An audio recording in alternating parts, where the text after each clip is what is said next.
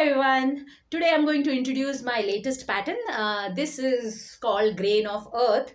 The reason why I named it as Grain of Earth, it is a necklace by the way. And the reason why I named it Grain of Earth is because the cabochon had nice grains of rice embedded into it with the use of resin. So I made it in two parts actually. This is a pendant, which can be worn with other necklaces as well, and there are two variations in my pattern for making the necklace. One is a crocheted version. This is the crocheted version, okay, which is also very simple, and one is this twined version which I made with hand.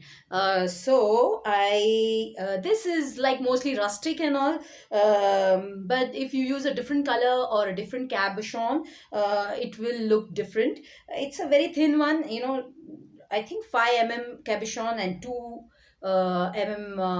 2 inches in circumference. So you will need a cabochon for making this necklace, and I hope you like it. Have a nice day. Bye bye. See you all.